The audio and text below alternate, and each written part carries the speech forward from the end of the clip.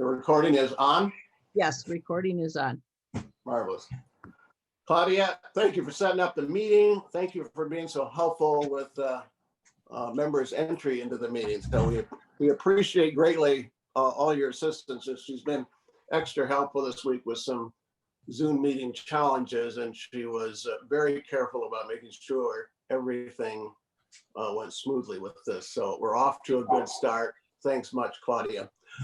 Welcome everyone to the first all-member meeting for 2021, and Happy New Year. Thanks to each of you for taking time out of your busy lives to check into the PYC tonight. Before I walk through the agenda, I just thought it might be helpful to review how we got to this point.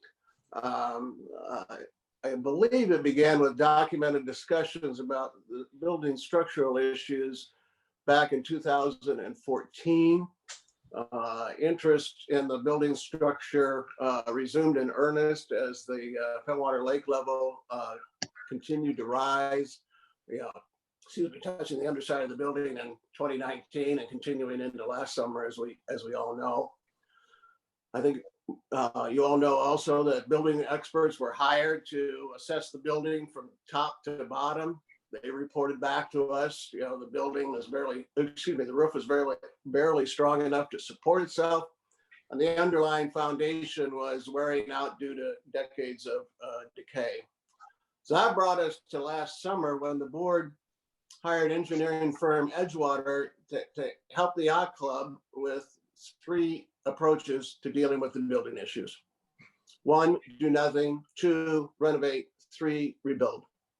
Through multiple surveys, members shared their passionate views about the culture and value of this special and historic club.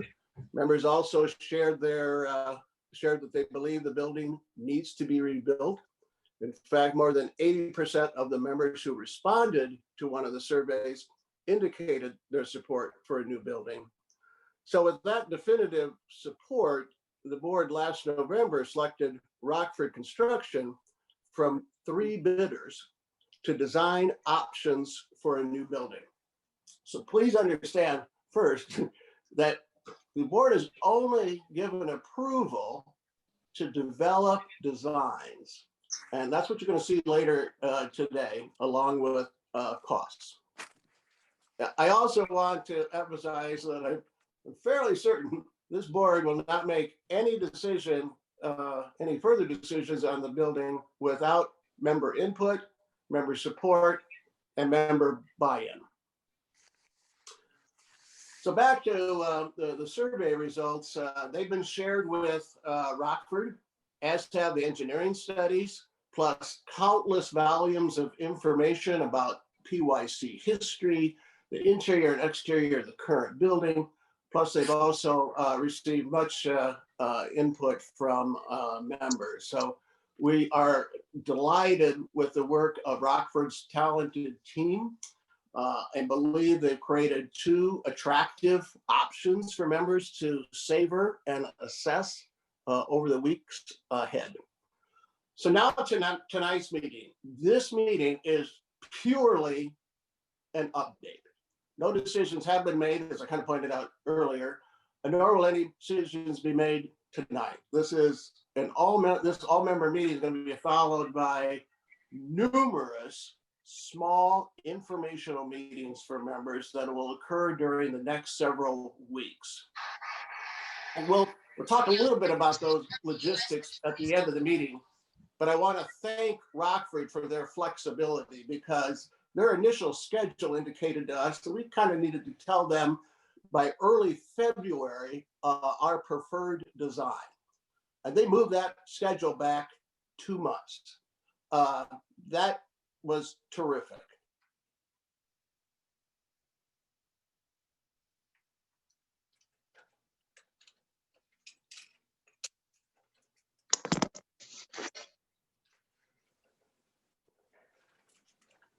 Russ, you actually accidentally got muted. If you need to unmute, sorry. Wonder how you probably did it. So where do you think I stopped, Claudia? Right after you said terrific. Your last comment was that Rockford had extended the schedule and was just terrific. Oh, yeah, absolutely. Thanks, Joe and Lisa.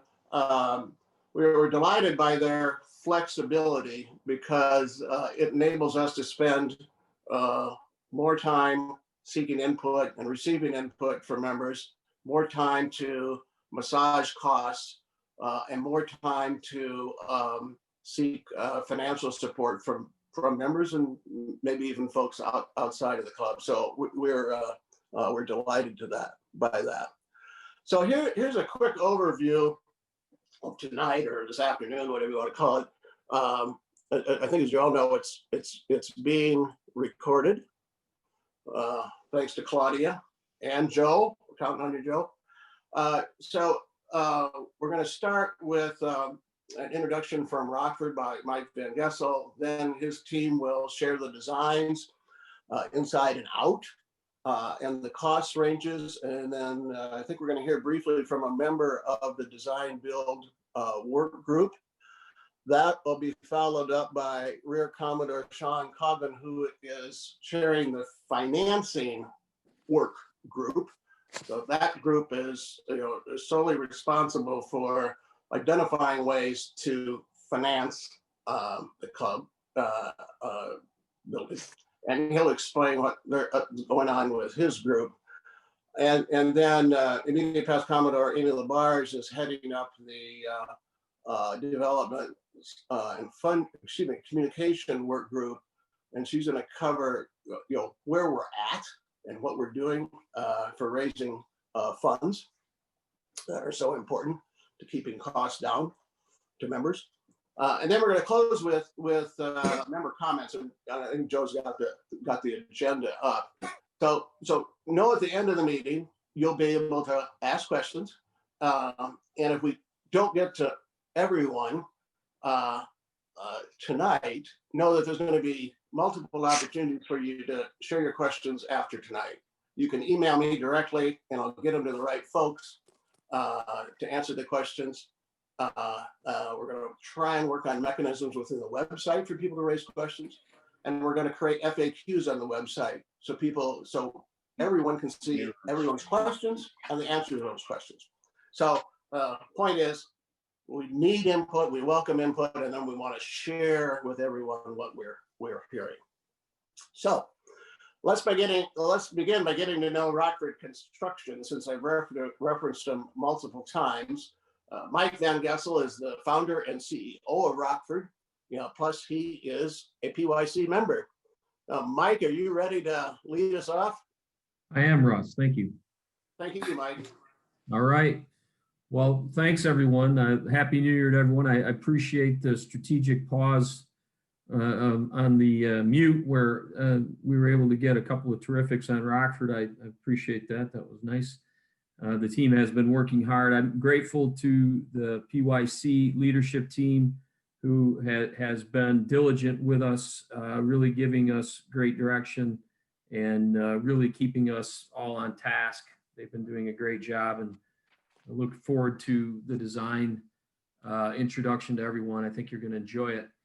A little quick about ourselves at Rockford. We've been in business for 34 years, and we really focus on return customers. It's really what's grown our business, and we talk a lot about that. And what we mean by that is doing the right thing. It's a business construction where there's a lot of challenges. We try to be proactive, of course, in making sure that we eliminate those, but they come up and we want to make sure that when they do, we're a responsible group. We have taken an approach here towards this project to really be turnkey in both design and construction. And so by doing that, we really kept, I think, our costs down and really tried to have a value proposition that I think is important, obviously, to all of us moving into this. We're a total of 330 people at Rockford right now. You'll meet some of them on the call today and on the screen, and then also Kyle will be presenting to us. Our focus is both on large projects and small projects. We've done a lot of projects, and we went through these with the selection committee that involve deep foundations, that involve the water's edge. And we also do a lot of projects that have very intense carpentry needs. We self-perform carpentry. We have a millwork shop. And so those are some of the detail that we also bring. Safety is key. It's number one to us. What you see up there is our EMR, which is an interesting acronym. It's Experience Modifier, and it's kind of an insurance company rate that they look at, and the lower the better. So we're a 0.57, and it's due to a lot of hard work at our safety group. And so you'll see us operating with high visibility attire, hard hat, and really making sure that all the trade contractors do as well. That's kind of a quick piece on this. We just received the 2020 award in West Michigan for safety too. So that's a proud moment for us. This is the team. I'll tell you quickly about everyone's role that's on the screen. Myself, certainly to be involved with our team and also to be available to the yacht club and ultimately bring accountability to the entire group. Kyle, I've known Kyle for about 20 years in my career. He's been with Rockford almost 6 years, joined us from an architectural firm. Kyle is an architect, and he'll be leading both the design and budgeting effort. He's accompanied on the design side by Josh. He's the design team leader, and Stacy, who will be focusing on details with Josh. James Zare is our project manager. James' majority role will be to focus on the budget. So he'll be dialing in the detail of all the costs, working with the local trades, working with the local inspectors to make sure we're bringing everything together. And then Don West is an Oceana County native, living now in Grand Rapids, but very excited to be on this project. He's worked with Rockford for now over 6 years, just finishing up a very involved project. We're doing an architectural firm's office, actually the second time that we've done a project with Integrated Architects on their office, which is a nice, I think, note to us about getting repeat customers. But Don will be focusing obviously on the delivery of quality, and then of course keeping the schedule on the project. I wanted to make sure everybody knew that we are involved with the local trade contractors. We're also the general contractor, well, on the pre-bond work that's going on with the Pentwater public school system. That has us in the marketplace. We've done a lot of work up and down the lake shore. We just finished a project recently in Ludington. But these are folks that we've already contacted. Some of them I have a relationship with from the work that I've done on my cottage up in Pentwater, and others that I have reached out to since we've been awarded the project. We hope that all these companies are involved with the project. Certainly Josh Adams on the seawall, we're talking with Josh. Matt McGregor, King McGregor, King is in the Big Bayou with me, and Matt and I know each other professionally, so I contacted them. They're excited to be involved. Ken Adams, many of you know, is a member. And then Jim Brink, who's a builder on the lake shore and has worked with many of the members in the club, has come highly recommended, so I've reached out to Jim. Mike Blackmer, who's a friend, and many of you know Mike. He owns the general construction outfit with the farm market right on the Monroe exit, and he's very interested in being involved. Brian Holt from Mass Mechanical has been very helpful. Brian reached out right after he heard that Rockford was going to be doing the project, and has been very helpful in giving me his ideas and certainly working with our design teams. And then Keith Wynn, who's a friend in Grand Rapids as well as in Pentwater, is going to look at the project with us from a sustainability standpoint and give advice as we move forward. So already beginning to have a great team. Everybody understands this is a very competitive project and the numbers need to work, but we also are trying to balance relationship with local contractors. Anybody else that you may know of that you would like us to be involved with, we're certainly open to more conversations with them. And certainly you can send those names to me as you all have my contact information. I'd like to turn it over to Kyle. His focus will be primarily on design. We are going to touch on budget and we are going to touch on schedule. So I think that sets us up well for the comments, and appreciate being involved with the project. We're very excited. You know, certainly as a member, you know, I am very, very involved with our team to make sure this thing goes very well. So I look forward to meeting more of you as we move forward. So Kyle, thank you.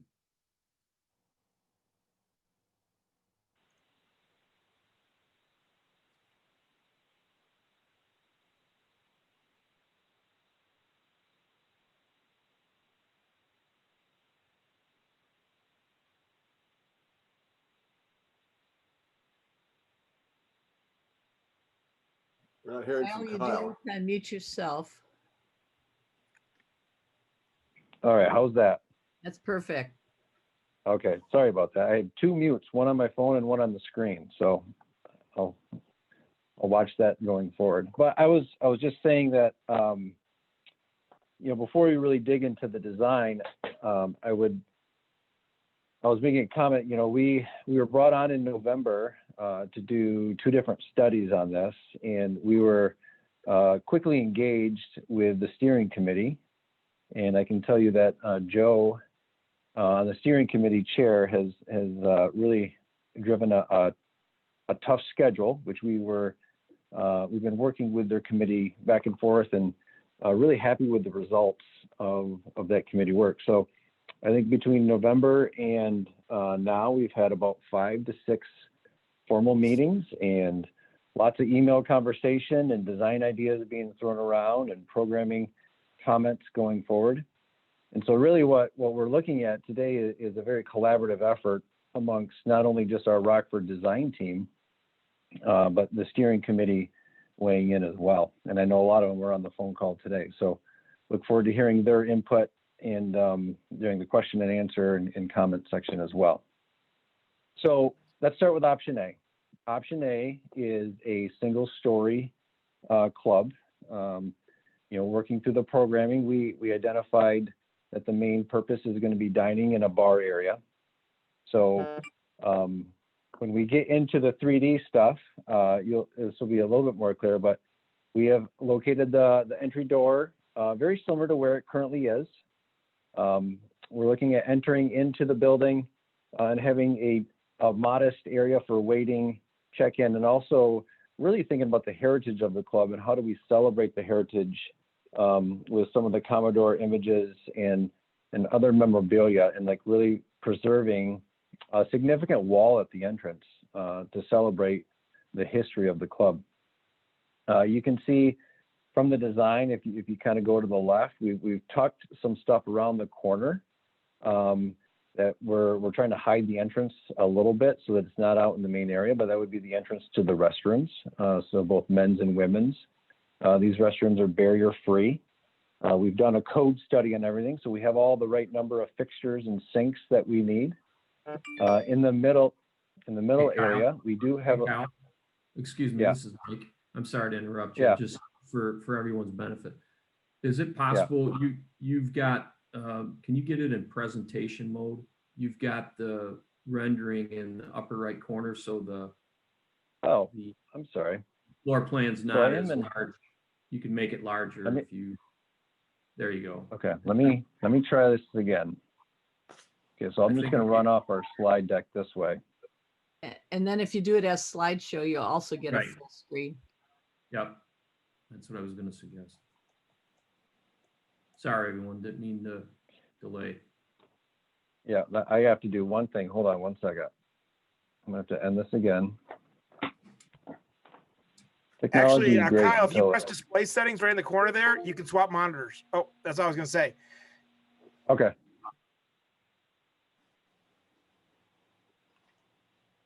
How's that? I think There that's you large go. on my screen. Yep. Okay, There you go. apologize for that. That's, Okay, that's so thanks. yep. appreciate the comment because I can't see what you guys see.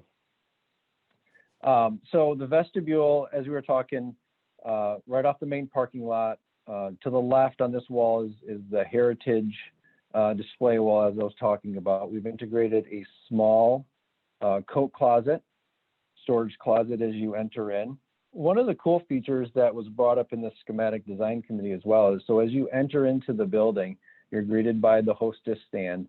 And behind that hostess stand, one of the ideas that we have is to salvage that stained glass window, which is a circular window, and really integrate this into what we'd call a 3/4 height wall. So as you walk in, the first thing you see besides a pleasant face greeting you to the club would be the stained glass window, and through that you would then go out and see the lake. The restrooms, the entrances are kind of tucked away from the main entry, so there's not collision or from a traffic flow standpoint, it's got its own separate privacy area. And then kind of in the middle there, we've got a small, what we'd call a flex room space. This could be used in multiple different ways, from, you know, potentially a small kids area to a small meeting area to even, you know, storage in the off season if needed. We've engaged, so coming back over into kind of the infrastructure of the building, we've engaged with a kitchen designer, Jim Riemenschneider and Associates, to do layout of kitchen and really program the kitchen, knowing that the current kitchen right now is a little too small for the number of people, and from a food flow standpoint, it could work a lot better. So you can see we've got multiple doors into the kitchen from the outside for entry and both delivery. So we've got now a dedicated door to deliver product into the kitchen. We've moved the freezer and cooler inside the building, as you'll see. So that's a really good thing from a neighborhood standpoint and visibility down 2nd Street, is getting some of those utilities inside the structure, as well as from a zoning perspective. I think if we tried to get outdoor freezers and coolers within the village of Pentwater, I think we'd really struggle from a zoning to have those things be exposed the way they currently are. From a dining room standpoint, you know, this is where, you know, a lot of flexibility and creativity comes in. You know, we're showing one of the seating arrangements that it could be right now. We have mostly tables and chairs. You can see we are indicating some areas of potential lounge, maybe club chairs and sofas around a potential fireplace. We show some movable booths that really separate the bar area from the dining room. You know, from a numbers standpoint, interior wise, we're showing this current layout is showing about 120 seats within what I would call the proper dining area. We have multiple server stations to support the staff incorporated inside of this. If we move just a little bit to the right, you can see the bar area. You know, reading through the survey results, the bar area, there was multiple comments, and it was a pretty high on the priority list to make that bar area just a little bit more gracious and a little bit bigger to allow more people in there.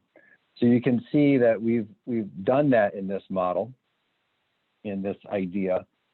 You have a bar with still some seating at the bar, and then you can also have, you know, kind of an informal bar seating with tables and chairs, or a banquette in tables and chairs that are movable around. One of the comments that was made in this single story is, you know, how do you accommodate a larger event?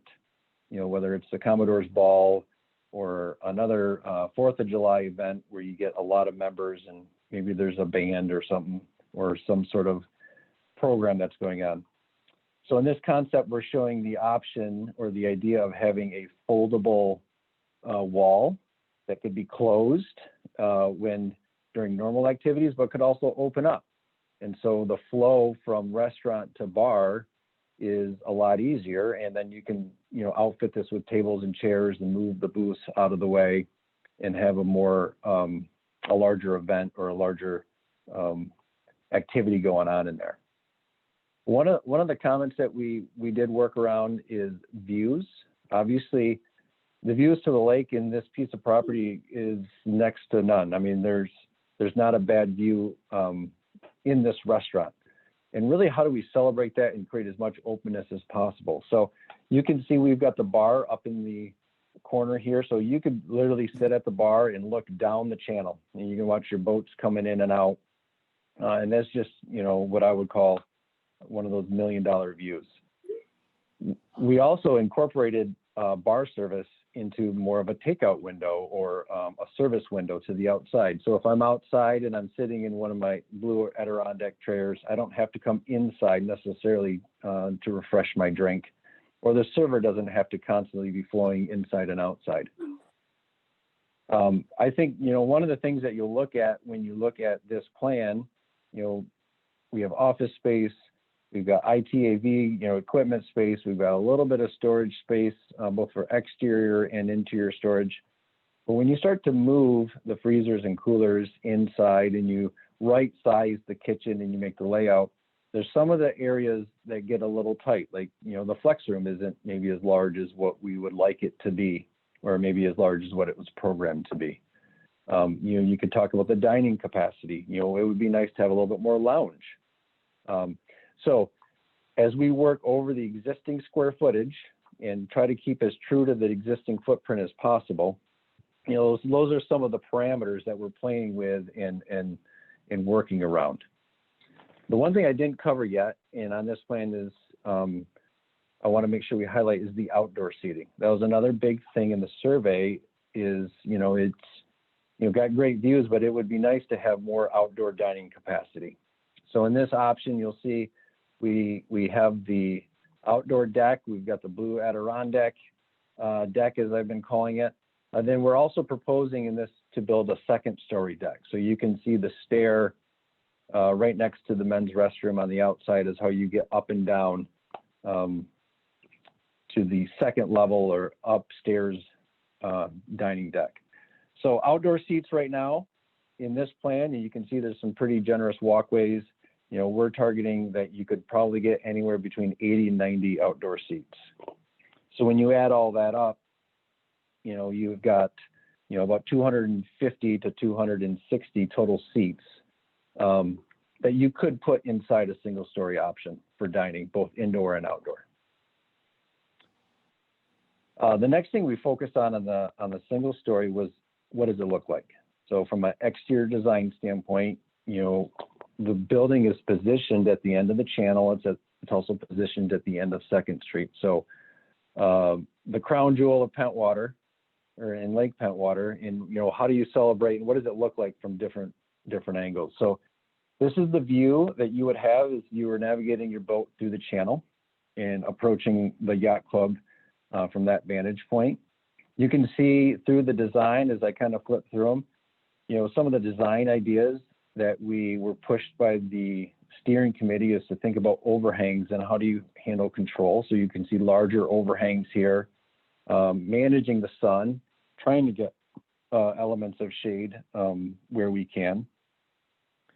We're using metal roof in this particular scenario. You know, we're thinking about exterior materials and we're kind of mentioning them inside of this design, but this is showing a standing seam metal roof and really trying to keep the roof lines very simple and classic and elegant.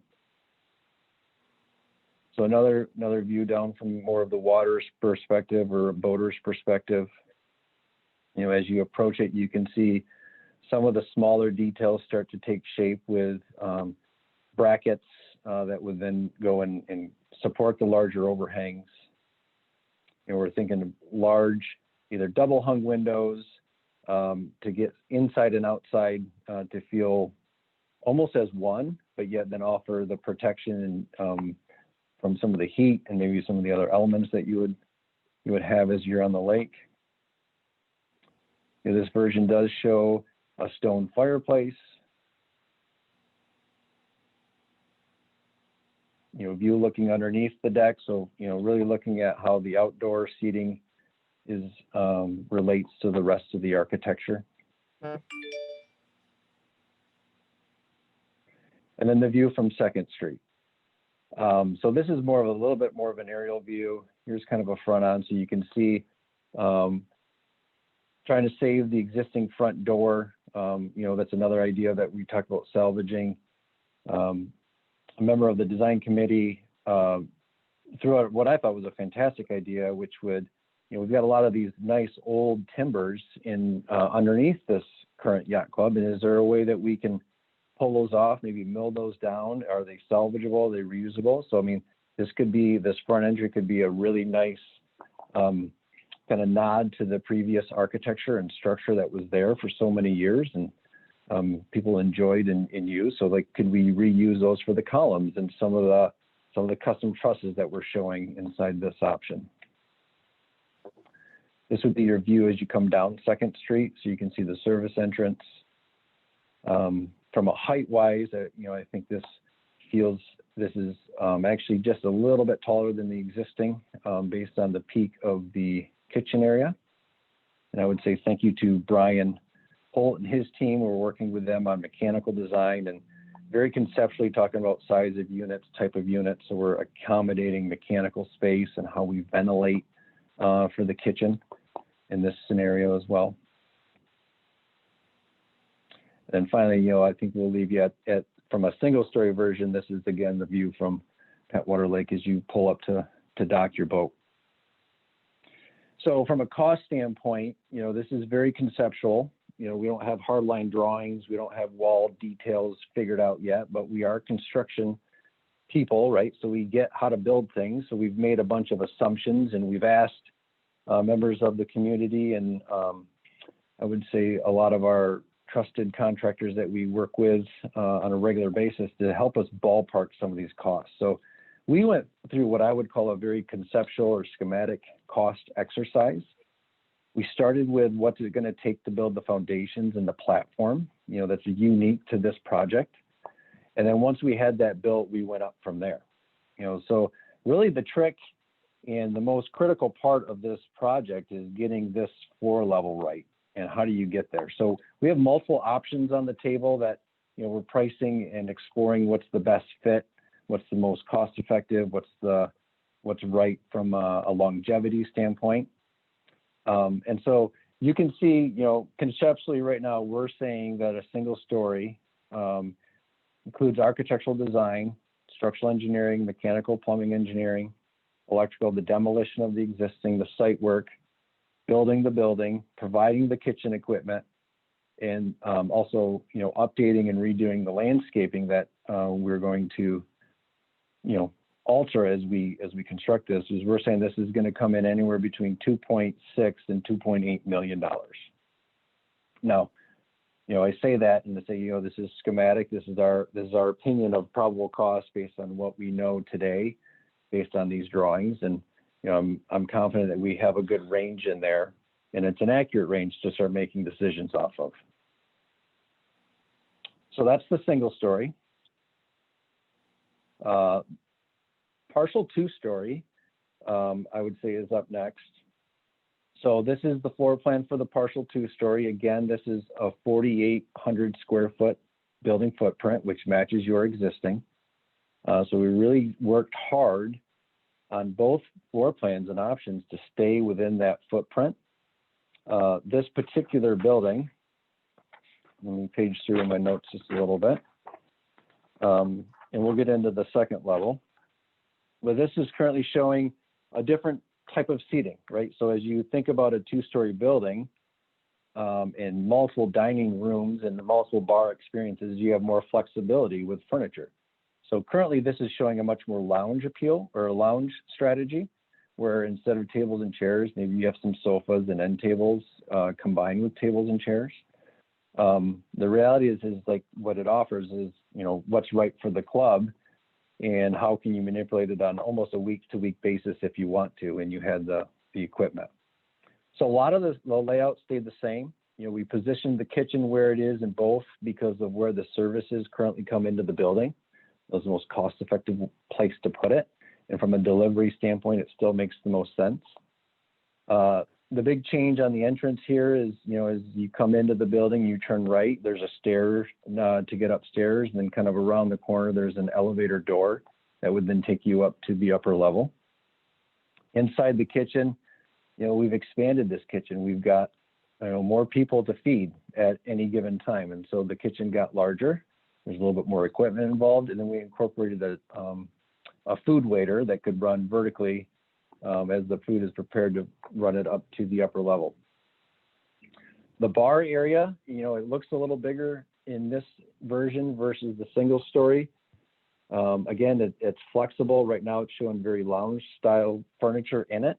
It could be, it could be outfitted with booth and banquette seating. But again, that positioning inside the building was very intentional for the views out to the channel. So dining room, on this particular level, we've got 62 seats in this area or in the dining area, and that's incorporating a more lounge strategy up against the exterior wall. In the bar, depending on the furniture arrangement, you could get 32 to 55 seats in here, including these bar stools.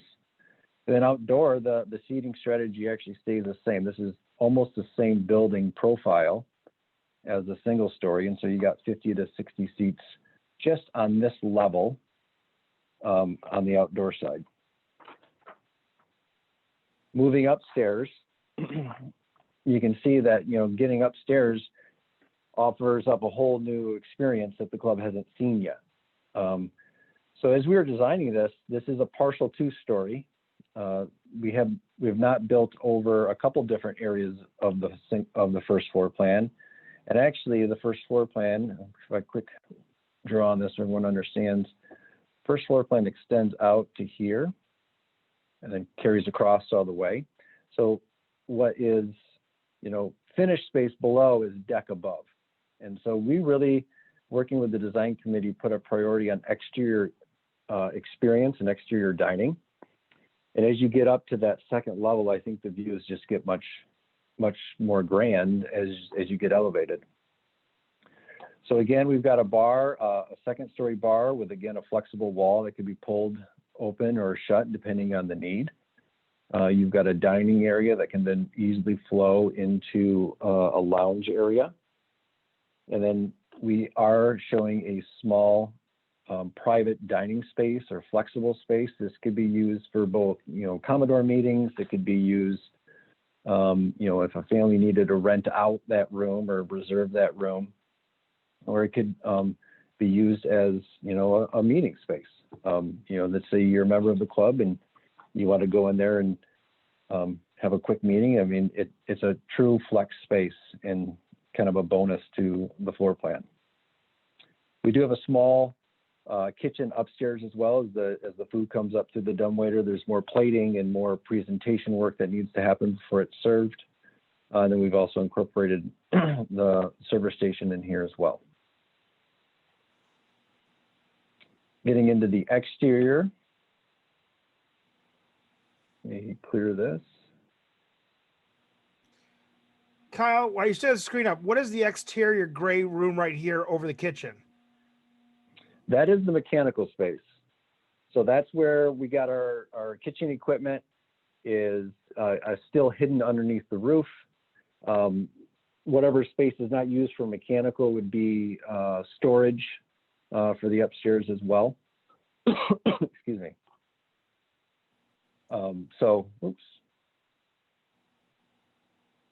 So that is space that we're working with Brian and his team to really understand where the equipment goes and how do we ventilate, but we're carving out a good chunk of the space to house that equipment. And do you have a flex space for like a kid's room on this plan?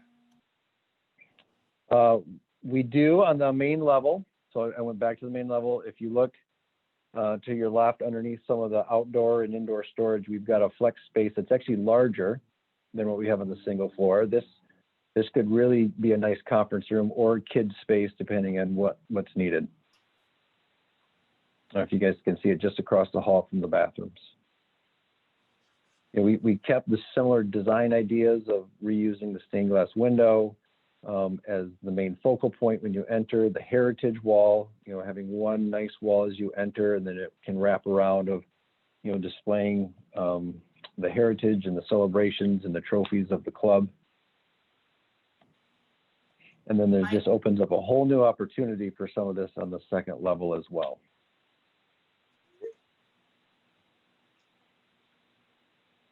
Exterior design, this would be the view from the channel as you come in from Lake Michigan. A little bit of an overview. You can see how that roof, the second story deck, overhangs the existing first floor, providing a nice shadow line and some sun control for the main level.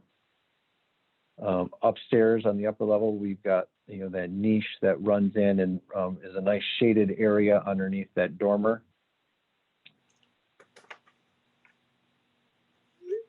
Some different views and perspectives.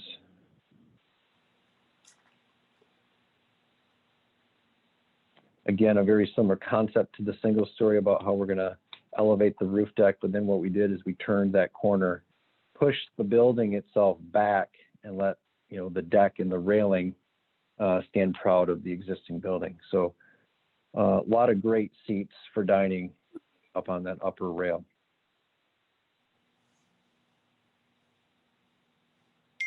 View from the Village Green and 2nd Street. As you think about the massing of the building, I think we worked really hard on making an attractive view also, but understanding that we have a lot of the services on this side of the building. So still keeping a nice entrance experience, still keeping with that idea of reusing some of the timbers and yet making it intimate versus this very large grand entrance. You can see the chalkboard on the wall as a concept in a little seating area there. And this would be the view from 2nd Street. So we were asked several times about building height from both during the design committee. We are working with the Village of Pentwater on on the zoning requirements. So we are about 3 feet underneath the height requirement.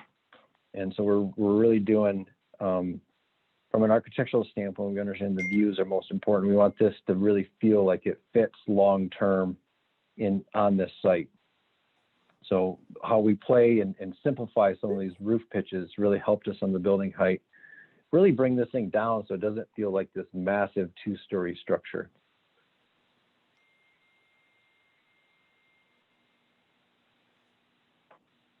So again, last view is as you enter up with your boat, tying up. Conceptual cost estimate on the 2-story, if you think about there's more kitchen equipment, there's an elevator, there's now a food waiter that runs vertical, and then an additional stair. We're tracking this particular estimate and this design anywhere between 3.45 million and 3.775 million. The premium really, if you think about kind of the value proposition of the 2nd story as well, is there's a large investment to get the foundation there. There's a large investment to get that floor at the right level and how you get your structure into the water. So the reality is if the building itself was tracking around $250 to $300 a square foot, to go to the upper level and to get double your seating capacity, you're spending about $175 a square foot to add the 2-story as it's currently shown. So I mean, it's not like I always kind of poke fun of my wife because she gets all these good deals on sale, and I do the same, but it's really, you're saving $100 a square foot on building square footage and adding double the capacity of the restaurant and bar area. So when you think about the value proposition of it, your footings and your platform that you're going to be building on, that's a constant in either one. And building on the water and the permits and approvals and the process, that's not the easiest construction to do. And so as it gets more complicated, it gets more costly, as I'm sure you guys know. So that's it on the design side. Yes. Kyle, would you mind going back one elevation and maybe just commenting a little bit?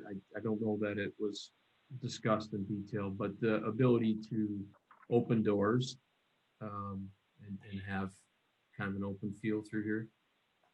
Yeah.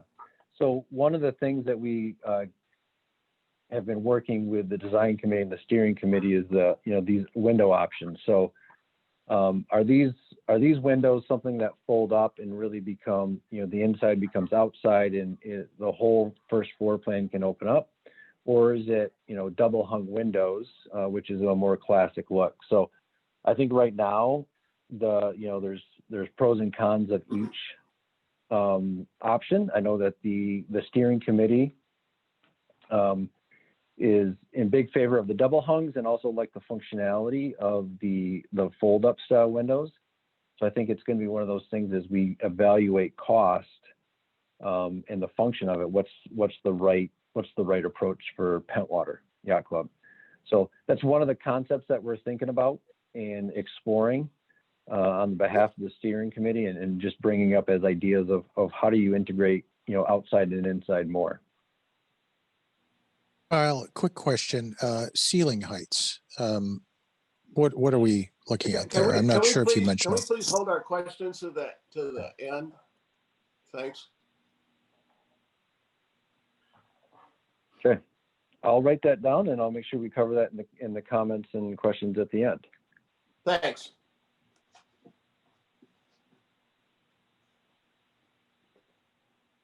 I think that's it for me. All right, Kyle, if you could go back one slide. This is Joe. Hey, Dave, Yeah. would you like to comment on what you've seen and being a design guy and have been intimately involved with all the work that Kyle and his team have been doing?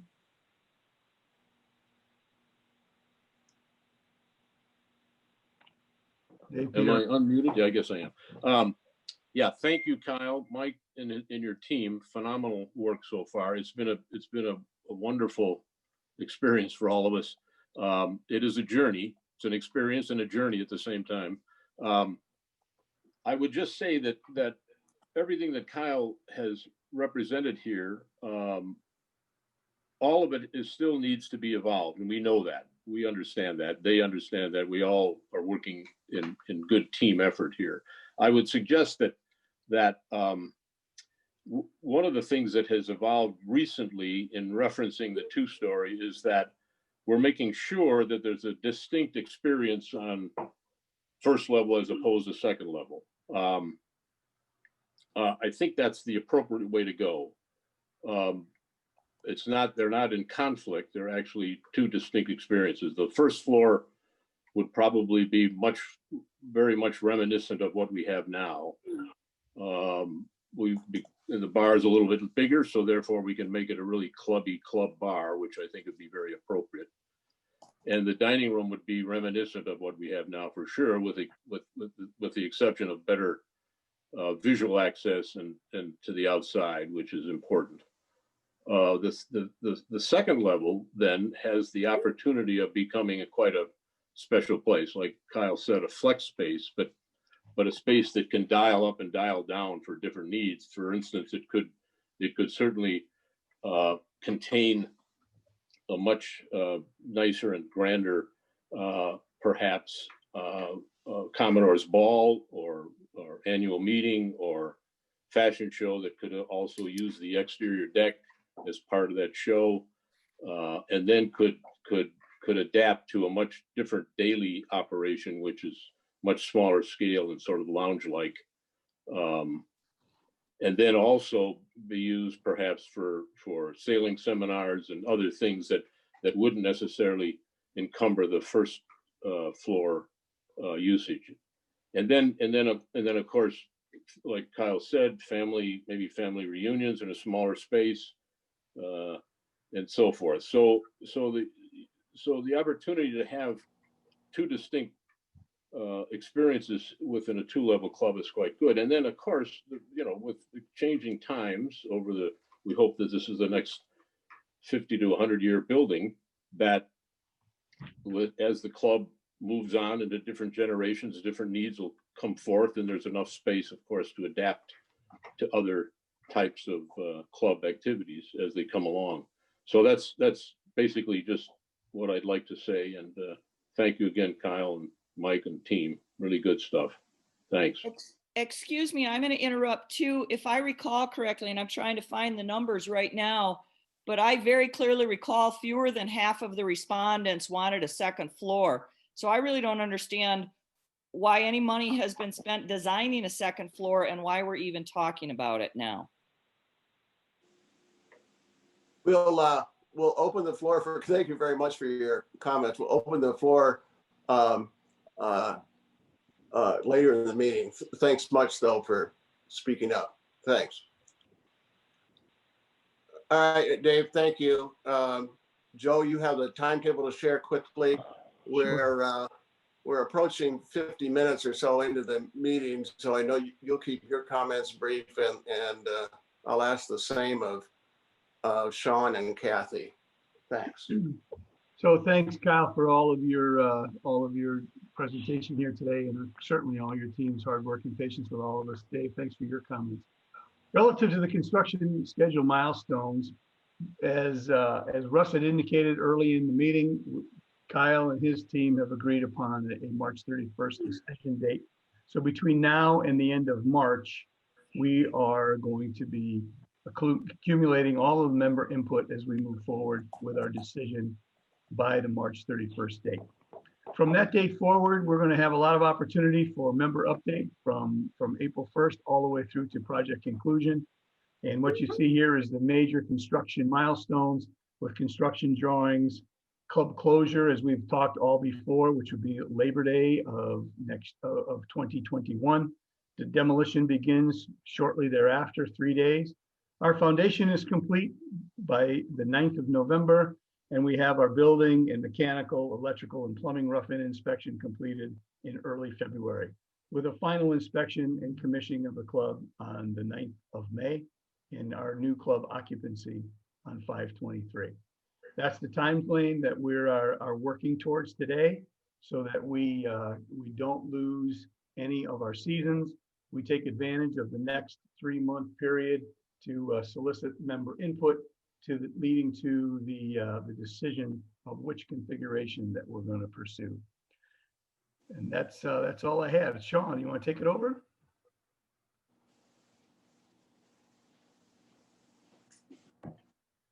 Hi, thanks, Joe. And thanks everybody for participating in this meeting. I think there's a lot of very important information that is being given to the membership through this presentation. And I think one of the things that a lot of people are worried about is how much this is going to cost us and how we pay for it. So the financing work group that I am heading up consists of our Commodore Russ Cross, our treasurer, Kathy Hamilton, the finance committee chair, David Nobles, and obviously myself. And our purpose is to explore various methods by which the Pentwater Yacht Club construction project can be financed. And I have actually been working on this since the summer, well before this work group was organized, with Amy Labarge to try and figure out all kinds of different scenarios that we could look at to finance this thing. And then I'll go over really quickly a couple of those things. One is we thought, first of all, about having a very large levy assessed to every member that we pay off the construction of the project all in one fell swoop at the beginning. We deemed this to be far too expensive for our members to bear, and so that idea is completely off the table.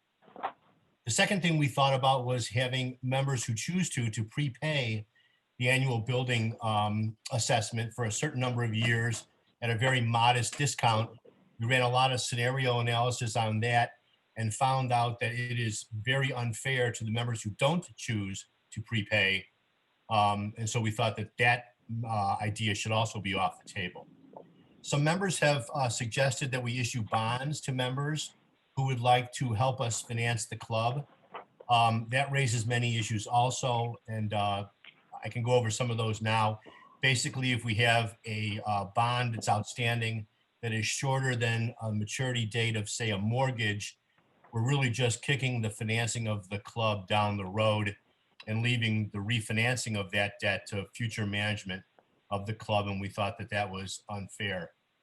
And then the other problem with issuing bonds is that it has the effect of putting liabilities on our balance sheet that we don't currently have, and that might make a bank less willing to lend mortgage money to us. So that scenario is also off the table.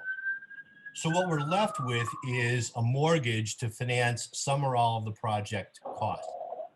given the fact that interest rates are at all-time lows and that this option allows us to spread out the cost of the project over a fairly long period of time, led us to conclude that this was probably the most affordable option to our members.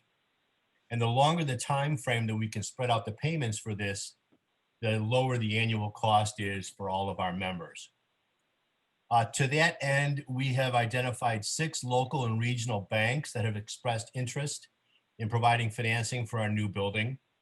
We have sent each of them a request for information, asking them to provide the parameters under which they would structure a loan to us. For example, the term of the mortgage, the length of time for which they would lock up an interest rate, and other information that will be pertinent to a commercial mortgage. And we expect to have that information back by the end of the month. Throughout this process, we're trying to keep the annual cost per member to around $200. Maybe it'll be a little bit more, maybe it'll be a little bit less, but it certainly will not be more, significantly more than $200. We can't guarantee that, but that's what our goal is. So to put that in perspective, what does $200 per member per year mean? If we borrow $2 million on a 25-year loan at an interest rate of 4%, all of that is doable. Each of our members would be assessed $211 per year to pay off that note. If you take $211 and figure out what that is on a daily basis over the course of a year, it's a little more than the cost of a postage stamp. If you figure out how much $211 is over the length of time over every year that the club is open, it works out to $1.31 a day, which is less than a cup of coffee at Starbucks. Again, I want to emphasize no decisions have been made. No loan has been contracted for. We are really just looking for options that make it the most affordable for all of our members. And with that, I would like to turn it over to Amy Labarge, who is spearheading a fundraising effort. Amy? Hi, thanks, Sean. So I am working on the development communications group, and working with me is Jenny Sheehan, who has 20 years of experience as an executive director and development director for several nonprofits. Also, Dan Conley is helping us out. Dan runs Beacon Communications, a well-known global PR agency, and is also longtime resident and member, as is Jenny. Ron Bieber, of course, is helping with communications, our Signal Flags editor. And we've even had a waitlist member reach out to us recently and offer his assistance.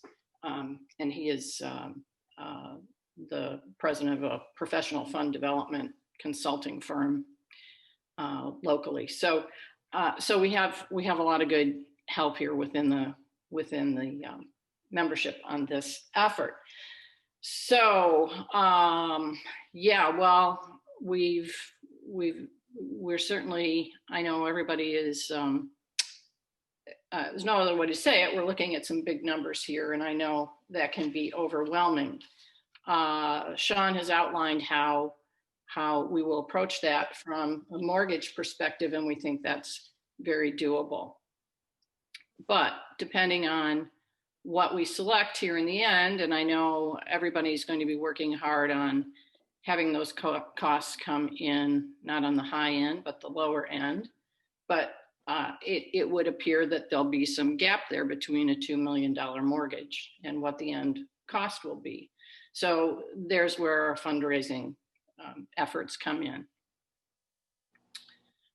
Since we don't know the final design at this point, we don't know the final costs for that. We have, and now that we have a couple of extra months here, that's wonderful. We have a little more time to work on the fundraising effort here to fill that gap. As you all know, and I'm learning more and more every day in doing this work, we have a wide range of talents in our membership, and within the membership, we cover a broad financial spectrum. Therefore, you know, we feel strongly that everyone in the club has something they can contribute, whether to this effort, whether that means in dollars or materials or time and talent. And of course, we've seen that over and over again over the years. And this is a much bigger effort, of course, but we have many resources within our own club. For example, we have a member who in the steel industry who's going to be working with us on the roof. Dan Conley was just talking to me today on our committee about the resources he has within food services, equipment, aftermarket, and liquidation. There will be commercial kitchen equipment, and is now more commercial equipment, kitchen equipment becoming available, sadly in many ways, but that may work in our favor in this case.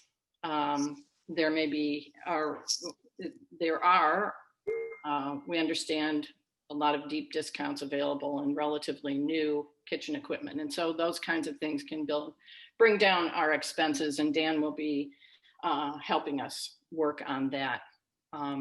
We've had a sailboat donated, for instance, that we'll be auctioning off, and many more things. And so now that we have designs to work with, we have some better understanding of where costs are going to go, we can start reaching out to our members, many who have already indicated an interest in helping out financially and with materials. So please, if you're able in any of those ways to help us, let us know. But we will also, as a team and individually, be reaching out to people. We want this club to continue to be accessible to our current members and to our future members, and we think we can make that possible, and have something as beautiful as what we've looked at in the designs a little earlier in this program. This will be very reminiscent of what we have, but something extraordinary as well, I believe. And we can make that happen. And there will not be any views better than what we have. So that's where we are. That's what we're working on. We think this is doable and very exciting. Thanks. Thanks, Amy, and many thanks to many people, of course. I want to thank again Mike and Kyle from Rockford for their presentation. Thank Amy and Sean for their work and the work of their work groups. I also want to note that the help that Barb Syok has been both on Amy's group and just in general with getting messages out. So thanks to you, Barb. So as I mentioned earlier, between now and the end of March, we're going to have 2.5 months time, much more than we thought we were going to have. So members will have the opportunity and responsibility during that time to make their views known, and we're going to use multiple ways for them to make the views known. So keep in mind, and I think it's already been referenced, that as we ponder the project, several factors are working in our favor. Interest rates are at historic lows. Kitchen and furnishing costs are dramatically depressed because of countless restaurant closures. So we have that working in our favor. Before we go to member comments, I do want to acknowledge a letter the board has received from a group of members sharing their thoughts about the building. I owe that group a response, and they'll get it either tonight or tomorrow. I've just been overwhelmed with this meeting. So on behalf of the board, I want to express to the members that signed that letter that the input is appreciated, and that we hope to hear more input from those and from other members through countless small group meetings that we're going to hold during the next several weeks. So I urge all members to participate in these small group meetings. You can raise your hand and say, please invite. I want to be a part of one. We will also proactively invite members to these small group meetings. So thanks to each of you, and details about these small group meetings will be forthcoming in signal flags. We may have one or two more all member meetings also. Haven't said anything yet. Haven't set any dates for those yet. We want to see how the small group meetings play out. So much more, plenty is much more opportunity to provide input. So we're at a point where many of you are sure I'm excited to get to, and that is member comments. In respect of everyone's time, and the meeting has run a little longer than I had wanted it to. I ask each of you that do want to make a comment to raise your hand on Zoom. Claudia will be watching for you, and limit your comments to a couple minutes. You also can email your questions in, as I mentioned earlier, and we'll take care of answering them just as quickly as possible. And then again, there'll also be opportunities for you to provide questions on the website. I think I'm right, Claudia and Mary Marshall, if you're on, through the presentation, today's presentation that'll be placed on the website. So at any rate, enough from me. Who's ready to go first? John, hold your hand. See John Thomas. Hands, okay, we have Jeffrey. Go ahead and unmute yourself. Thank you. First of all, I want to compliment the board. Kyle, both designs are exceptional. Just absolutely fabulous. And I'm very critical about a lot of things that we've done, but I want to say that they look beautiful. It's amazing. It's truly the next generation for the club. So hats off to all of you for working so hard. My first question is obviously the two-story one is substantially more expensive than we originally thought. However, it appears that the dining space would be also substantially more than we currently have. Would that create an opportunity to bring our waiting list in as members? Because that way we could have a new member fee that would help to offset some of this cost, and two, it would allow us to spread the cost across a greater base carrying forward. Was that given any consideration? I'll answer my three questions. That way it's out there. The next thing is events revenue. Obviously, the club's going to be gorgeous. It's got an incredible market value for event revenue, both in and off season. I know that we've had issues with managing our status for employment, unemployment. I know that we have to manage our status as a 501c7 organization, but I know there's workarounds that other organizations and golf clubs that with the same status have worked through. I want to know if that's been considered to lower the revenue to make it more affordable so that we could pursue the best of these plans. And so that was it. And then also when it comes to kitchen equipment, I know that the secondary market right now is an incredible opportunity. Are we looking at in our pricing quotes, is it all based on new equipment, or is that taking into consideration the secondary market on some probably much newer equipment than we have that would also be very functional? So there's that element there. And so those are my questions there. The last thing was, there's one last question. You know, we factored in, I heard the financing of the project factoring $2 million loan, and I recall a number about $211 per member based on a $2 million loan. But I recall that the quote, the realistic quote, even on a one story, is $2.8 million. Where's the other $800,000 coming from? I realize we're doing some fundraising, but $800,000 is a lot of fundraising. So I want to know where that anticipated $800,000 was coming and where the disconnect was between the finance number and the $2.8 million. So sorry to throw a few questions, but hats off. Great job so far. I'm done with my questions. Hey, thank you very much. You asked many questions that I'm sure are on many people's mind. And I, in the interest of time, and if you don't mind, we'll save answering your question directly tonight, and we'll do it in writing, but in a manner that all members can see the response. Is that okay with you? It is, but I was wondering if in some of this, there could be some brief commentary for the benefit of the group right now, because it may spur some more questions from others in the group. That's all I was going to suggest. Gotcha. I'm totally fine with writing, but as a college instructor, sometimes the person's questions spur other questions that are also useful. Thank you. I'll take a stab quickly, and others who are smarter than me probably will cut me off and straighten me out. We have contemplated or looked at scenarios increasing the membership. We haven't settled on that yet, so we didn't, weren't prepared to talk about it tonight. Certainly, it does have an impact on Okay, per sounds member good. cost. You asked about vet revenue. That's contemplated. Also, we want to work on a business plan that considers some revenue.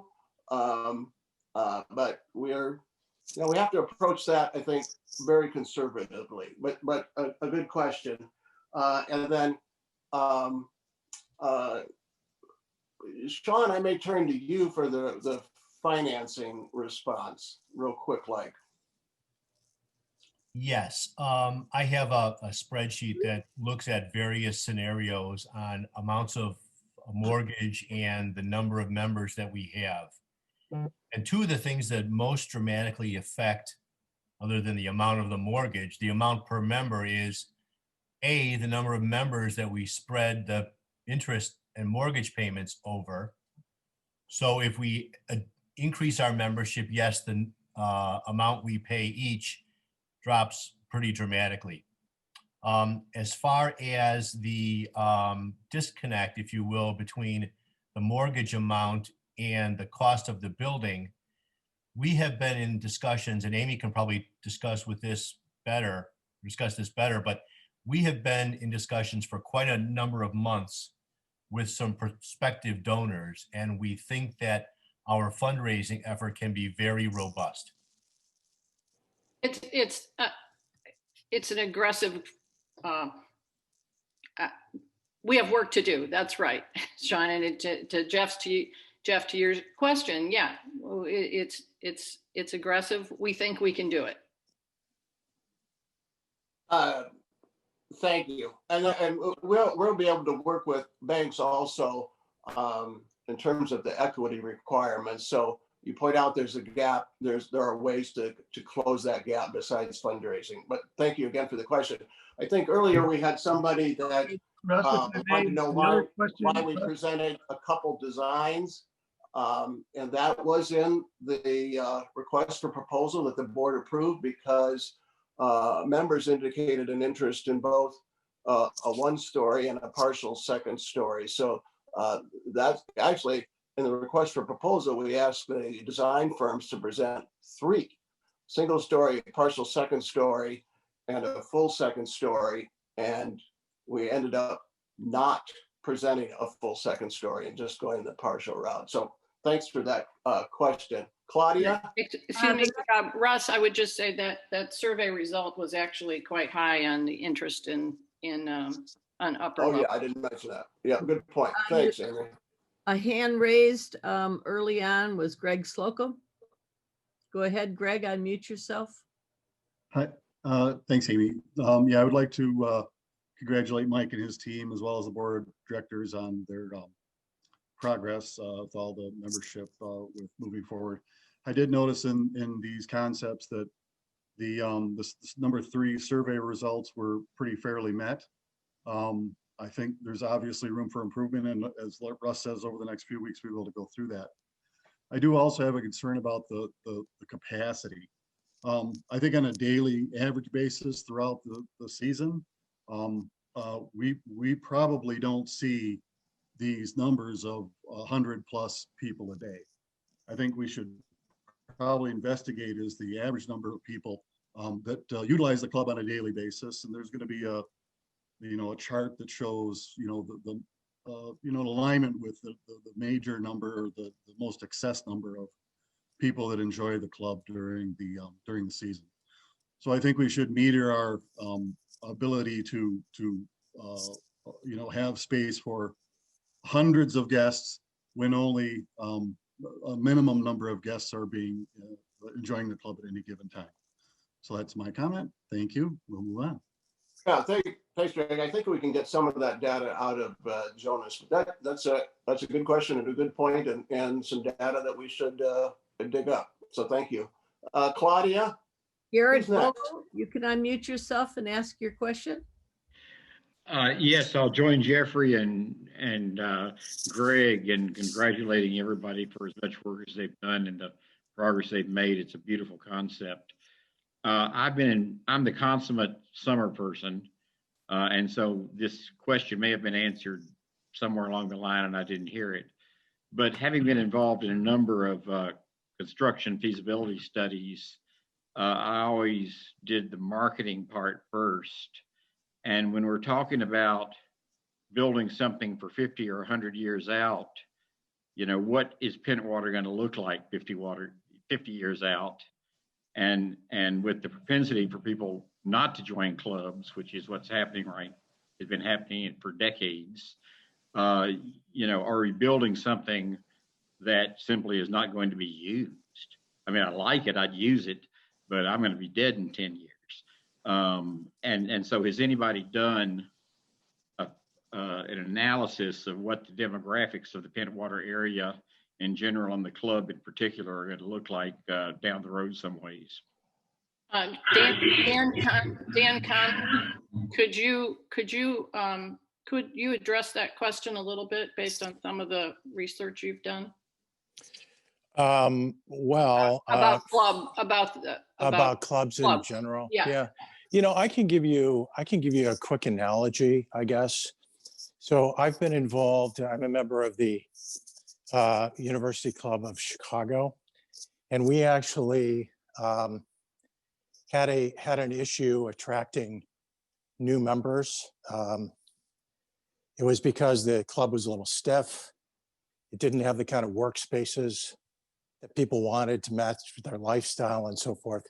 So we went through something very similar, and we found that after about a $15 million improvement and expansion, and we bought a building next door, we expanded into it, we made casual spaces and so forth.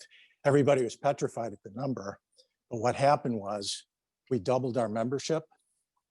Now I understand Chicago is a big market, but more important than that, the existing members, the attrition rate, it went away. Nobody dropped, and people were dropping because they felt like the club was not modernizing the way they wanted.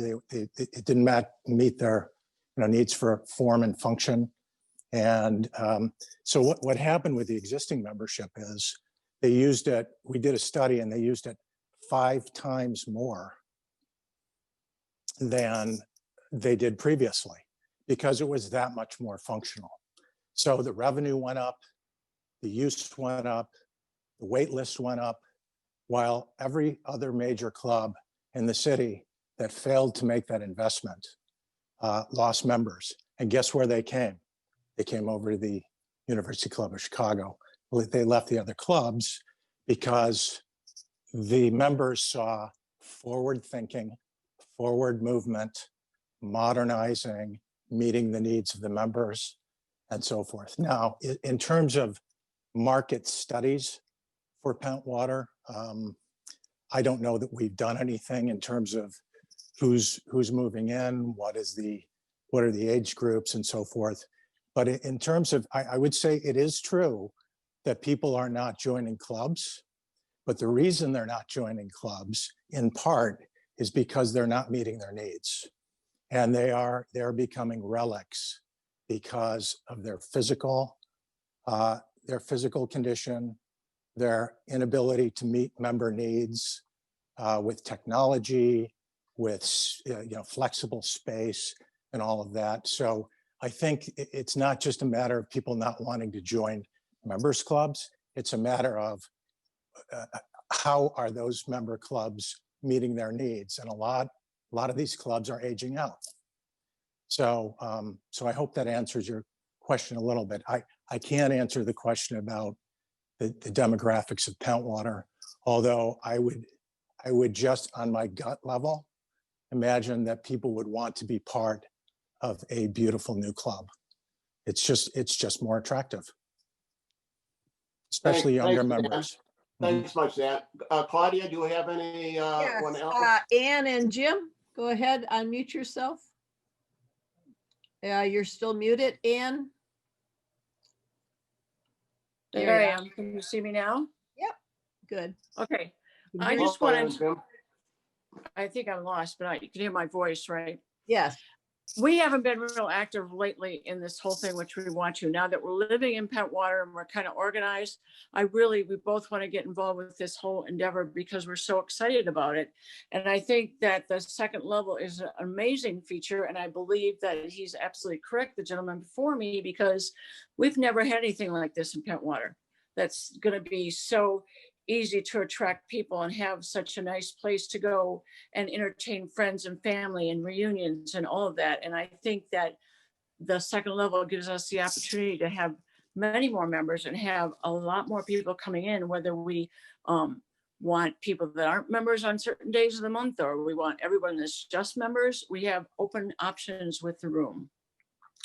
And I just want to say that now that we're living in Pentwater and we love Pentwater all our life, I am more than anxious to get on any committee or anything you need help with, because I would like to get very involved in this project. We always need volunteers. Thank you very much, Ann. You're welcome. Claudia, anyone else? Yes, Craig Junkers. Yep, thank you. I echo everybody's comment. I thought the designs that Rockford put forth were very appropriate and just beautiful. I was very excited to see them. Just one comment I would have is, as you're looking to expand potentially membership as well as capacity in the club, I would look carefully at the bathrooms. I know that's a pretty functional thing, but they just looked like with the one story, it was exactly what we had today. But I would just look for that, especially if you're looking at hosting potential events and stuff like that. Go bigger rather than go small to start with. Thanks, Craig. Thanks, Craig. Russ, it looks like Jeffrey has something he wanted to add. Oh, okay. Go ahead, Jeffrey. I want to address Garrett. Garrett, your point's very well taken. What is a younger group and the propensity of younger people not to join? As probably one of the younger people on the call, I want to state from an opinion from our view, the 1.5 story, we'll call it, version has such incredible appeal because many of us, thanks to the COVID, have completely switched to working remote. I can absolutely see having one of those lounge areas being a very attractive place to spend the afternoon, enjoy a cup of coffee, a lot of snacks, and get a little bit of work done in some of those lounge areas on the second floor. You're going to have some space. You're going to be very, very attractive to the younger generation with this construction. Yeah. Jeff, that's exactly what's happening in the University Club. People are hanging out and they're buying things all day and they're doing a little bit of work and they're socializing, and it's really a hub. It is unbelievable how much people hang around all day. I could anticipate spending money all day too. Yeah, I could anticipate I'd be bringing my laptop in, grabbing one of those couches, hopefully not drinking all day. That'd be a bad thing for work. But what I could say is what you brought forward is such a functional opportunity. It's going to attract younger members. It's going to break the barrier. You're going to see more people being able to use their cottage coming to Pentwater. Now, the shoreline is going to switch. You're going to see a lot more Airbnb opportunities, but you're going to see a lot of younger people now. We saw the cottage sales increase dramatically last season. The inventory was almost bought up. And a lot of the people that are buying it are younger families. They're working people. I talked to many of them as the president of the association. We had 6 homes, and they were all younger 40s and 50s people. And they all talk about working remotely. This is a dream come true for that audience. Yeah. And they're also looking for amenities. This generation, I can tell you, they want amenities, and that's the beginning of the end. That's what they want. And they want space, amenities, technology, and that's what attracts them. And that's what we found at the University Club of Chicago. And, there was a good reason to be nervous about it, but it was a smashing success. That's the healthiest club in the United States right now. Russ? Thanks again, Dan, and thank you, Jeff. Yep. Claudia. Deb, Deb? Yeah, so first of all, I will say the designs are gorgeous, but this all has to be affordable. And if it is not affordable, you not only will not get new young couples who now suddenly may be burdened with a new house payment, according to what you're saying, but also you will be losing existing members. I believe somebody did a study on average income of the club, and boy, we got to keep those numbers in mind, because it would be so tragic to have to borrow money from a bank to get this thing built, and 5 or 6 or 7 years from now have the bank take that club over and turn it into a restaurant open to the public. And that's what I foresee is going to happen if we price ourselves out of this business. Well, keep it, appreciate your comments. As we mentioned earlier, the goal is to keep the annual cost to members around $200, and we're serious about that. And we're focused on that. To my knowledge, no study has been done of members' incomes. We wouldn't want to do something like that for obvious privacy reasons, nor do we even know the average age of our members. So we're pretty sensitive to privacy. Thank you for your comments. I appreciate them. Claudia. Yeah, Julie or Sean Conklin. I'm not sure whose question, but go ahead. That's been enough. It's Julie's turn. Okay. Yay. Well, it's been a great meeting, but I have a question. I think it'd be to Amy about, you mentioned fundraising and people, whether they gift money or materials or however you're going to be spearheading this. If people wanted to donate, I imagine you're going to be forthcoming with information about that, or do people reach out to you? Are you going to be rolling out a program? I'm just wondering, we've all been to so many fundraising events, whether it was for schools or parishes or, the Cancer Society. I mean, we've all been to them, and how would people donate if they wanted to donate? Well, thanks, Julie. For sure, people are welcome to reach out to me or any of the other committee members. So that would be great. But it's a personal thing, so a lot of it needs to be done on a personal level, and so we will be contacting people, and of course in all of our communications we're going to keep mentioning it. So and we will I think soon get to a point where we can list some of the bigger to the small items from top to bottom with approximate costs and things that people might want to donate to. Do you want to sponsor the windows, for instance? Do you want the kitchen equipment, the bar, the roof? As I already mentioned, we think we have a great donor to handle that. So obviously all of that brings the cost down. To Deb's point, we know our work is cut out for us. We've got a goal to reach, and that's what we can't make this unaffordable. So does that help? It's going to be multifaceted. Yeah, and as Julie alluded to, folks can contact Amy directly if she hasn't gotten to you yet. So by all means, please do. Chase down Amy. Julie, thanks for that question. We're approaching 6 o'clock. I don't want to cut off any conversation, but I also don't want to interrupt people's dinner hours or other evening obligations. Claudia, do we have anyone else? 2 more if you want to end it on the 2 more. Yeah, let's do. We'll take the 2 more that are in the queue. Thanks, Claudia. Okay. So Larry, you Zarnir, go ahead and unmute yourself. You're muted, Larry. Close enough for who it's for. Hey, kudos to Mike and Kyle and the whole Rockford group for your swiftness in getting this back to us. We talk about, the township in Oceana County. It's the biggest county, but it doesn't grow as fast as everybody else, but it has grown by 500 since 2010 to 2019. We don't have the data on the census of 20 yet. There was a little dip between 18 and 19, but it's come back about 100 every year.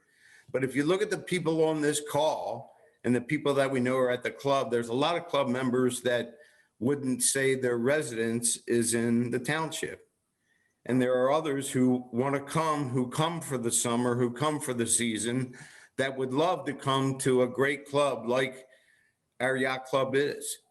And I think if we continue to leave it like it is, then we won't get that influx of younger people, like my kid who's sitting next to me, who would like one day to be a member. He was until he got old enough where the bank of dad cut him off and he can't afford it himself yet, but he will. And I would like to see, all of our kids and our grandkids do the same as we have, come to this club and continue to see it for another 100 years. But we're not going to see it with the building that we've got. So I think we need to open our minds. I know money is a problem for all of us. No matter where we started and where we end, we're always going to think about it every day. So I would hope that people are thinking to what can we do to continue to make the club better than it was yesterday? And to do that, we absolutely need a new building. And I think the building we just saw would be lovely to walk into and open those doors and look out across what we always see on August the 7th, which is my mother's birthday, that sun coming down the middle of the channel. And I ask you all to think about that. Thank you. Thank you, Larry. And can we send your son an application? So the Thanks last, much, Larry. Claudia, we have one. You one can more. send it, and the bank of dad will probably still pay for it. Hey, he knows all that now. He's retired and I actually have a job. so the last in queue is Julie Baker, Burdick. Hi, can you hear me? Yes, Julie. Thanks to everybody for all their hard work. I have two questions. The first is when we do our financial calculations, I think we definitely need to build into there the additional cost of maintaining a larger building versus a smaller building. Things like insurance, taxes, staffing, all of that is an ongoing burden that the membership's going to have to pay in addition to the assessment for the loan. And I think that's going to come up, and that needs to be built into this financing right from the get-go. The other comment has to do with the idea of the space that, I don't see, and I'm not a big advocate of the junior room just because I did stuff with it, but I do believe that was a big part of young people looking at our club in the past, and also grandparents, that I didn't see that in the design anywhere. I would like to see something carved out for that towards the back of the building, so it's not right by the water. I think that makes the most sense. And again, I'll just echo what Deb Del Zoppo said. I don't think we need to fill a building 2 stories high, especially if we end up bringing weddings and outside public events there. I just worry that we're going to get to that point where we need the money. We're struggling to pay the overhead costs, which is what's going to be a big ongoing burden. And we're going to sit in a board meeting and we're going to start renting the place out for weddings. And I think if we go to that 2-story building that's big and gracious and lovely, who wouldn't want that? That we need to have a board clarification that it is not going to be used as a rental. Because as a member, I don't want to share it with the public every weekend of the summer. So, Julie, how would you feel about sharing it in the off season? I think that makes a lot of sense. I think that would be a compromise that would make a lot of sense. Yep. The questions you raised, Julie, about cost are certainly understandable and certainly appropriate. And I know Sean, Kathy Hamilton, and David Nobles and I have been talking about the need to craft projections that take into account those increased costs and anticipate some increased revenue at the same time. So it's important that you ask that, and we know we need to work on it. We just didn't have it there was only so much we get ready for this meeting, but as soon as we have more of that information, we'll share it with people. Can I just I think I'm trying to think if I cover between Amy and me, did we cover everything, Julie, for you? Yes, thank you. And I do appreciate all you guys' time and effort in this. This is really a lot of work. Appreciate it. Can I just make one point about Julie's question? And that is that, as we all know, we pay a $50 per year capital assessment. And while that won't go away with the new building because we have the CARS schedule on things that have to be replaced, it's entirely possible, I'm not saying it will, but it's entirely possible for that amount to be eliminated for a period of time or reduced for a longer period of time, because we're not going to have to do repairs on the roof or the plumbing or the electrical or the HVAC, because it's all going to be brand new equipment. So that could ostensibly offset some of the increased costs of the new building. Does that make sense? It does, Sean, but I guess my point is it's not necessarily capital costs, it's operating costs. It's ongoing operating costs of a bigger space. But I think I just think he's saying that could shift over to operating and not be adding any dollars. And also to that point, there's some additional costs with the larger building, but there's potentially additional revenue too, even if you're not talking about rentals, just if it's more desirable. And do we consider more additional members? Is it being used more? That sort of thing. So if you added on expense on one side, we need to model in additional revenue as well. I'm going to jump in on that from, this is your treasurer. I'm going to jump in on that comment, Julie, and Sean's comment on the assessment, because we've talked about that a lot in the finance group, Dave Nobles and myself, about the need to continue that assessment. And it is separate, as you said, from operational revenue. But I just want to reiterate the fact that that discussion continues and will be ongoing and will be presented some projections for increased costs. Thank you. Thanks, Kathy. And Julie, thank you. And thanks to everyone. I know a few people have exited, but this has been a terrific discussion. It demonstrated the value of Zoom, but more importantly, it demonstrated the interest of members in this club. So thank you ever so much. More than 100 people participated. That is absolutely terrific. Pardon me? 136. Oh, wow. The last thing I saw was 108, and then I can't figure out how to operate my phone. That's even better. But that still leaves a whole bunch of people who aren't part of the deal. Tomorrow, sometime, Ron Beaver can maybe tell me when, this presentation, both the slides and all this discussion, will be available in the members only section of the website.